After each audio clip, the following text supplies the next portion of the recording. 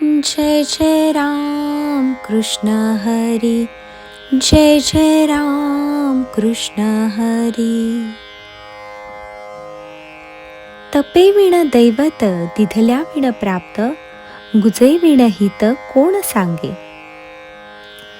या ठिकाणी ज्ञानोबा आता गुरूंचे स्वरूप सांगतायत. गुरु कसे असावेत? लौकिक गुरु आपले प्रपंचातले हित साधण्यासाठी असतात बरं का. कारण ते नोकरीधंदा करीत असतात. त्यांना पैसा पाहिजे असतो ना, तिथे त्यांचे हित असते. फायदा असतो म्हणून ते तिथे काम करतात. त्या गुरूंना जर सांगितले की आता तुम्हाला 1 वर्षभर पगार नाही, करा काम, शिकवतील का ते? नाही. कसे काय शिकवणार? ते म्हणतील आम्हाला जर पोटाला मिळणार नसेल तर याला कुठे शिकवू. म्हणजे ते निव्वळ स्वतःचे पोट भरण्यासाठी शिकवतात. सद्गुरूंचे तसे नाही. सद्गुरू त्या आत्मस्वरूपाचे ज्ञान तुम्हाला व्हावे म्हणून ते तुम्हाला शिकवतात. आणि ते शिकवित असताना त्या शिकवण्याचा काहीही मोबदला म्हणून घेत नाही.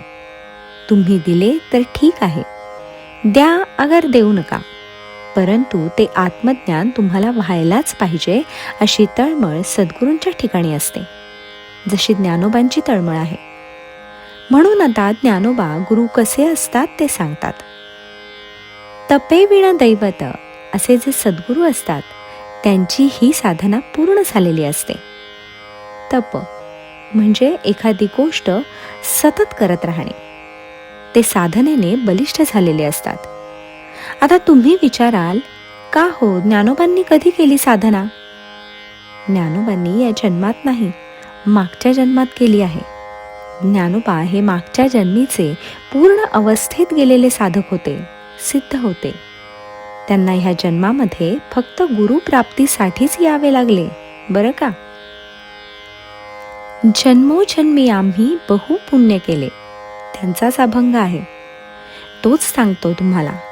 त्यांच्या या अभंगामध्ये जन्मोजन्मी आम्ही बहु पुण्य केले, आम्ही मागच्या जन्मामध्ये खूप पुण्य केले, तेव्हा आम्हाला असे सद्गुरू लाभले, असे ज्ञानोबांचे अभंग आहेत. तेव्हा ज्ञानोबांना मागच्या जन्मामध्येच ही पूर्णता प्राप्त झाली होती. पुण्य तर त्यांनी खूप कमावले होते आणि म्हणून असे सद्गुरू प्राप्त झाले. सद्गुरू प्राप्त झाल्याबरोबर त्यांना आत्मदर्शन झाले, आत्मज्ञान झाले. तेव्हा ज्ञानोबा म्हणतात, तपे विण दैवत, दिधल्या विण प्राप्त, गुजे विण हित कोण सांगे. गुज म्हणजे काय? रहस्य, गूढ. तुमच्या मनामध्ये जर त्या सद्गुरूंच्या जवळ जाऊन आपले हित साधण्याची इच्छा नसेल तर तो तुमच्या हिताचे गूढ उकलून कशाला सांगेल? आधी शिष्यामध्ये ती मुमुक्षा असावी लागते. मुमुक्षा म्हणजे मोक्षाची इच्छा, किंवा मला आता ह्या कटकटीतून सोडवा गुरुजी, मला परमार्थाकडे न्या, अशी जी कळकळीची इच्छा, तिला मुमुक्षा म्हणतात. ती मुमुक्षा जर नसेल तर गुरु तरी त्याला कसे काय सांगतील. म्हणून ज्ञानोबा येथे म्हणतात, गुजे विण हित कोण सांगे.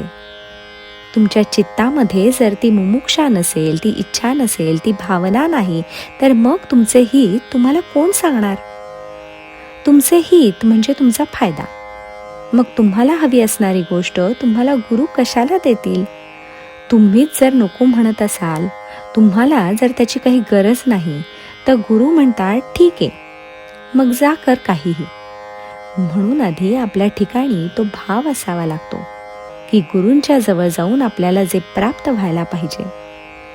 अहो महाराज, सांगा ना मला, द्या मला. म्हणून तो वारंवार सद्गुरूंना प्रार्थना करतो. त्याचे सगळे विषय संपलेले असले तरी सुद्धा काही ना काहीतरी तो उकरून काढतो आणि म्हणतो, गुरुदेव मला आणखी काहीतरी सांगा ना. पुन्हा पुन्हा तो भगवंताला प्रश्न विचारतो आणि गुरूंना त्याच्या प्रश्नांची उत्तरे शेवटी द्यावीच लागतात. तसा साधक पाहिजे. साधक कसा पाहिजे? अर्जुनासारखा, सरळ मनाचा, सरळ बुद्धीचा, आपल्या हिताची कळकळ असणारा. आपले हित आपले गुरुच प्राप्त करून देतील अशी निश्चितपणे त्याला खात्री असते. आणि म्हणून तो गुरूंना वारंवार प्रश्न विचारतो, शंका विचारतो, समाधान करून घेतो. तेव्हा आपल्या हिताची काळजी गुरुशिवाय कोण घेणार, असे ज्ञानोबा सांगतात. जय जय राम कृष्ण हरी, जय जय राम कृष्ण हरी.